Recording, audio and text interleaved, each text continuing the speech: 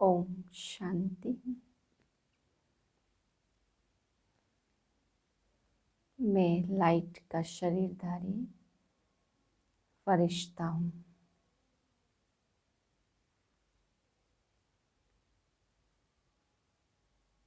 मेरी काया प्रकाश की है।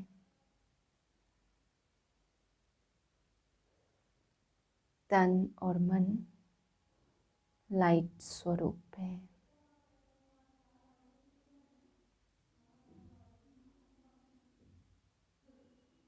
मेरे मस्तक से दिव्य लाइट फैल रही है।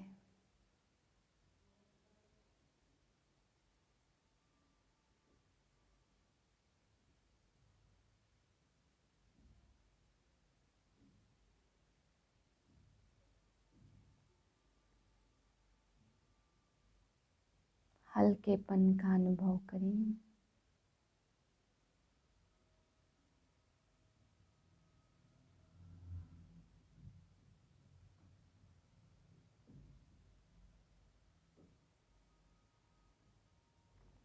इसी अवस्था में आज के महावाक्य सुनते हैं। 17/11/2021 के महावाक्य हैं। आज की मुरली का पहला प्रश्न है, क्रोध से क्या होता है। दूसरा प्रश्न है, मन मना भव का अर्थ क्या है। तीसरा प्रश्न है, बाप को किसके बिना देखा नहीं जाता है। चौथा प्रश्न, धारणा की बात क्या है। पांचवा प्रश्न है, हिसाब किताब चुकता होते ही क्या होगा। मीठे बच्चे, तुम्हें साइलेंस में रहकर एक बाप को याद करना है। इसमें घंटे आदि बजाने की दरकार नहीं है। प्रश्न है, किस बात में बाप समान बनो तो सब काम सिद्ध हो जाएंगे। उत्तर है, जैसे बाप प्यार का सागर है वैसे बहुत बहुत प्यारे बनो। क्रोध से काम बिगड़ता है, बनता नहीं। इसलिए आंख दिखाना, जोर से बोलना, गर्म होना इसकी दरकार नहीं है। शांत रहना बहुत बहुत अच्छा है। प्यार से बहुत काम सिद्ध हो सकते हैं। गीत है, तुम ही हो माता पिता तुम ही हो। ओम शांति। यह महिमा है एक की, परंतु भक्ति मार्ग में सिर्फ एक की महिमा गाने से भक्ति का शो नहीं होता। इसलिए भक्ति में बहुतों की महिमा गाते हैं, वहाँ आवाज भी बहुत होता है। घंटा घड़ियाल गीत भजन रोना पीटना कितना भक्ति मार्ग में चलता है। किस्म किस्म के आवाज मंत्र जंत्र स्तुति आदि होती है। और ज्ञान मार्ग में है साइलेंस, सिर्फ इशारा दिया जाता है, आवाज कुछ नहीं। भक्ति में कितनी धूमधाम है, सबसे जाजती घंटे बजते हैं शिव के मंदिर में। जहाँ तहाँ देखो घंटे ही घंटे हैं। किसको नींद से जगाने के लिए कोई घंटे नहीं बजाए जाते। शिव बाबा ने आकर मनुष्यों को कुंभकर्ण की अज्ञान नींद से जगाया है, परंतु घंटे नहीं बजाते, बिल्कुल शांति से 2 अक्षरों में ही समझाते हैं। बुद्धिवान जो होते वह 2 अक्षर में ही समझ जाते। बाप कहते, बच्चे मुझे याद करो, तुमने ही मुझे बुलाया है कि हे पतित पावन आओ। अब मैं आया हूँ, तुमको राह बताता हूँ। क्या अब तक तुमको पतित बनकर इस दुनिया में ही रहना है। तुम तो पावन दुनिया में रहने चाहते हो ना। पावन दुनिया स्वर्ग को कहा जाता। कहते ही है पतित पावन, तो समझना चाहिए कि पतित पावन क्या कर करेगा। जरूर नरक से स्वर्ग में ले जाएगा। बिना समझे ऐसे ही बुलाते रहते, तालियां बजाते रहते हैं, परंतु यह नहीं जानते कि बाप आएगा तो क्या आकर करेगा। वास्तव में यह यूनिवर्सिटी भी है मनुष्य से देवता बनने की। तब गाते हैं मनुष्य को देवता किए, करत न लागी वार। इसमें शास्त्र आदि कुछ भी पढ़ना नहीं है। भक्ति मार्ग में बहुत शास्त्र आदि पढ़ते हैं, ढेर लेक्चर आदि होते हैं, मास मास मंडप बनाकर बैठ आवाज करते हैं। यहाँ कितना शांति में बाप बैठ समझाते, देखो तुमको बाबा आकर पावन बनाए, पावन दुनिया का मालिक बनाते। पढ़ाई भी कितनी सहज है।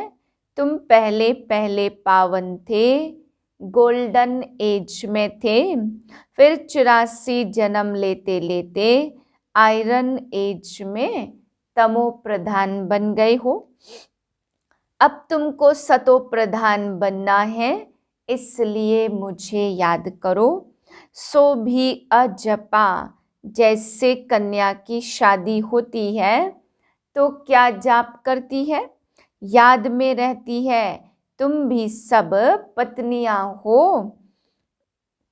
यह शिव बाबा पतियों का पति है। तुम्हारी सगाई हुई है परमात्मा के साथ। सगाई जब हो गई तो बस याद बुद्धि में बैठ गई, खातिरी हो गई कि हमने सगाई कर ली। फिर एक दो को याद करते रहते, तुमको भी बाप कहते, निश्चय बुद्धि हो गए कि हम एक बाप के बच्चे, आपस में भाई भाई हैं। भाइयों को वर्षा मिलता एक बाप से, इसलिए बाप को पुकारते हैं।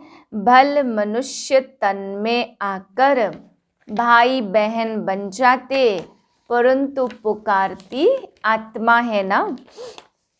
भाई भाई पुकारते हैं कि हे पतित पावन बाबा आओ।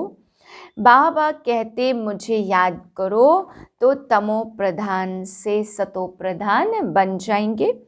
पावन को सतो प्रधान और पतित को तमो प्रधान कहा जाता। यह बातें बाबा संगम पर ही समझाते हैं। यह है गीता पाठशाला। इस पाठशाला में बाप आकर राजयोग सिखलाते, नर से नारायण बनाते।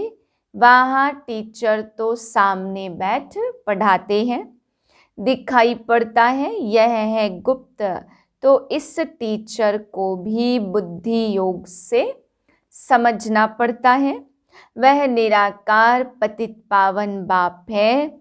वही स्मृति दिलाते कि कल्प पहले भी मैंने तुमको राजयोग सिखाया था।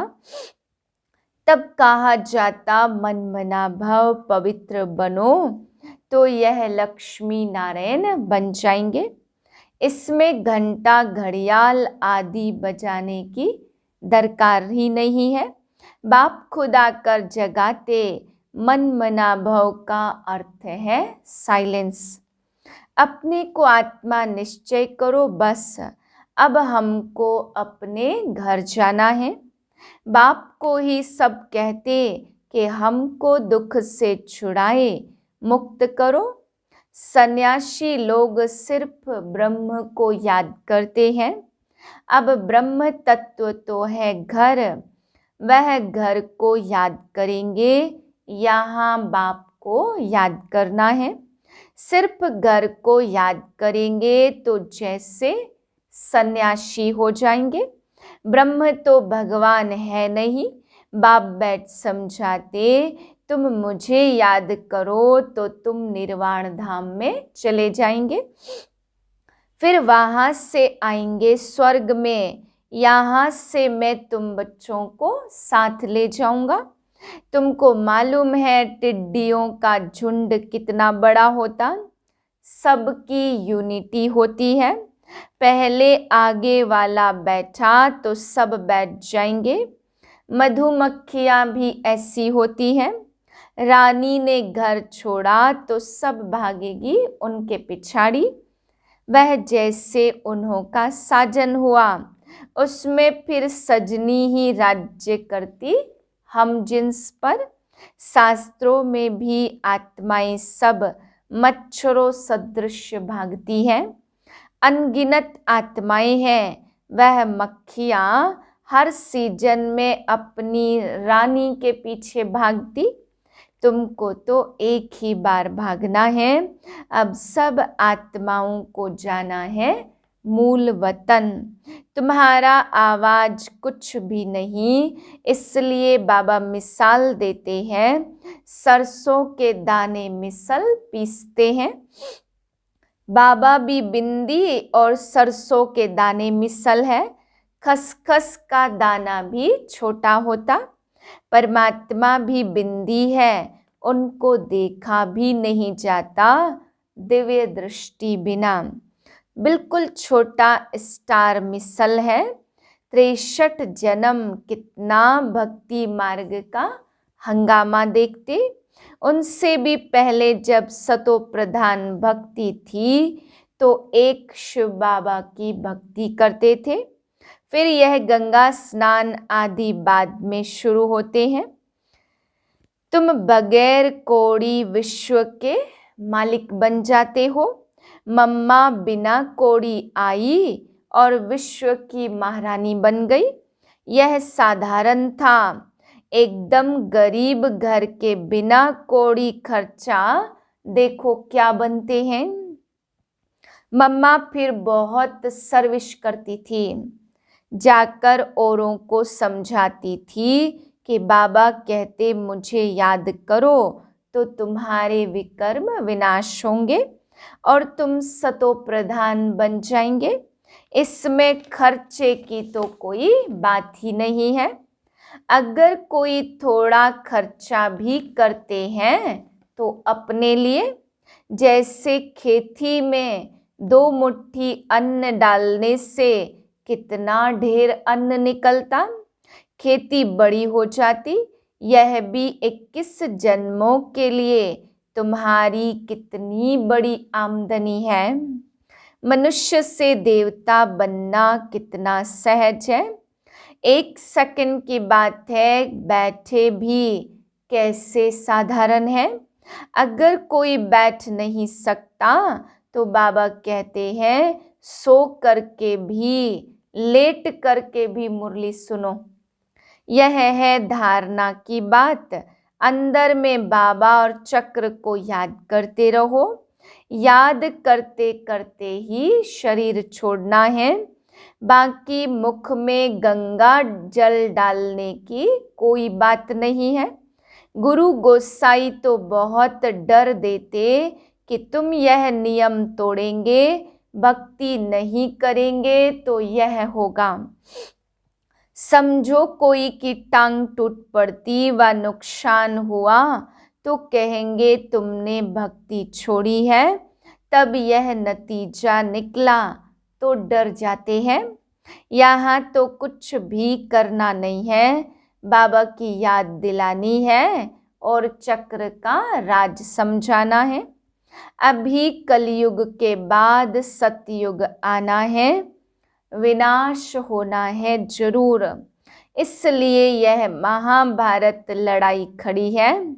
भगवान आकर राजयोग सिखाए, नर से नारायण बनाते हैं। यह राजयोग है, प्रजा योग नहीं। शुभ बोलना चाहिए, बच्चों को बहुत मीठा बनना है। बाबा मीठा है ना। क्रोध आदि सब दान में ले लेते हैं। बाप कहते मैं प्यार का सागर हूँ, तुम भी बनो। बड़ा प्यार से समझाते, नहीं तो बच्चे बहुत हंगामा करते हैं क्योंकि माया माथा खराब कर देती है। इसलिए ख्याल आता है कभी भी किसको कुछ कहे नहीं, प्यार से समझाएं। आंख दिखाना, गरम होना, जोर से बोलना इसकी दरकार नहीं है, इससे काम बिगड़ता है। शांत रहना अच्छा है। विकारों का दान लेकर फिर लेते हो तो अपना ही पद गवाते हो। बाबा का बने गोया 5 विकारों का दान दे दिया। कहते हैं दे दान तो छूटे ग्रहण। फिर भी बाप पंडा है ना, पंडे ब्राह्मण होते हैं, तो शिव बाबा भी रूहानी पंडा है। तुम भी पंडे हो, ब्रह्मा बाबा के तन में आते हैं, तो यह भी ब्राह्मण ठहरा। बाबा इसमें बैठा है, इनकी महिमा गाते हैं। तुम मात पिता, हम बालक तेरे। और किसकी यह महिमा नहीं है, उनका कर्तव्य भी ऐसा है। यह पाठशाला है, बाप पढ़ाते हैं, तो पढ़ाने वाले को पूरी तरह याद करना चाहिए। स्कूल से स्टूडेंट अच्छा पास होते हैं, तो साल साल टीचर को सौगात भेजते रहते। यह त्योहार आदि सब इस समय के हैं, परंतु इनके महत्व को कोई भी जानता नहीं है। बाबा है नॉलेजफुल, बाप आते ही हैं रचता रचना के आदि मध्य अंत की नॉलेज देने। तो ठिक्कर भीतर में कैसे आएंगे? एक डॉक्टर ने सिद्ध किया था कि हर चीज में आत्मा है, परमात्मा नहीं कहा। यह भी कह देते सर्वव्यापी है। सन्यासियों ने कहा सब में परमात्मा, उसने कहा सब में आत्मा। तो कितना रात दिन का फर्क है। ब्रह्म ज्ञानी समझते छोटी ज्योति बड़ी ज्योति में लीन हो जाएगी, फिर नई उत्पत्ति होती है। कोई गायन करते और कोई विघ्न डालते हैं। तुम बच्चों को शिव बाबा से वर्षा लेना है, वह आते ही हैं सब आत्माओं को ले जाने के लिए। शरीर का नाम भी नहीं लेते, शरीर सहित थोड़े किसको भगाने आया हूं। मुझे तो कहते हे लिबरेटर आओ, हमको दुख से लिबरेट कर और जगह ले चलो जहाँ चैन सुख शांति पाए। तो सबका शरीर यहाँ ही छुड़ाए आत्माओं को ले जाऊंगा। तो कालों का काल हुआ ना, मैं सबको इकट्ठा ले जाऊंगा। कितनी वंडरफुल बातें बाप बैठ समझाते। कहाँ कोई बात समझ में नहीं आती तो बोलो यह बात बाबा ने अर्जुन समझाई नहीं है। जब समझाएंगे तब आपको सुनाएंगे। ऐसे अपने को छुड़ा देना चाहिए। बच्चे समझते बाबा ज्ञान का सागर है, नई नई बातें सुनाते रहते। वर्ल्ड की हिस्ट्री ज्योग्राफी सुनाने वाला रचयिता बाप है, जो आदि मध्य अंत का ज्ञान सुनाते। तुम लाइट हाउस भी हो तो स्वदर्शन चक्रधारी भी हो, परंतु माया भुला देती है। गुटखा खाते हैं, कुछ न कुछ लैस आ जाती है। कर्मों का हिसाब किताब है ना, जब तक कर्मातीत अवस्था नहीं बनी है तो कुछ न कुछ होता रहता। हिसाब किताब चुक तो हुआ और शरीर छोड़ देंगे, लड़ाई शुरू हो जाएगी। अच्छा, मीठे मीठे से किलधे बच्चों प्रति माता पिता बाप दादा का याद प्यार और गुड मॉर्निंग। रूहानी बाप की रूहानी बच्चों को नमस्ते। हम रूहानी बच्चों की रूहानी बाप को नमस्ते। धारणा के लिए है पहली पॉइंट, विकारों का दान देकर वापस नहीं लेना है। मुख से शुभ बोलना है, बहुत मीठा बनना है। बाप के समान प्यार का सागर बनकर रहना है। दूसरी पॉइंट है साइलेंस में रह बिना कौड़ी खर्चा विश्व की बादशाही लेनी है। बाप की याद में रह थोड़ा बहुत खर्चा कर 21 जन्मों की आमदनी करनी है। वरदान है नॉलेज की लाइट द्वारा पुरुषार्थ के मार्ग को सहज और स्पष्ट करने वाले फरिश्ता स्वरूप भाव। फरिश्तेपन की लाइफ में लाइट और माइट दोनों ही स्पष्ट दिखाई देते, लेकिन लाइट और माइट रूप बनने के लिए मनन करने और सहन करने की शक्ति चाहिए। मनसा के लिए मनन शक्ति और वाचा कर्मणा के लिए सहन शक्ति धारण करो।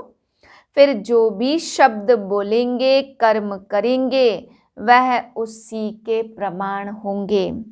अगर यह दोनों शक्तियां हैं तो हर एक के लिए पुरुषार्थ का मार्ग सहज और स्पष्ट हो जाएगा। स्लोगन है व्यर्थ बोलना अर्थात अनेकों को डिस्टर्ब करना। ओम शांति।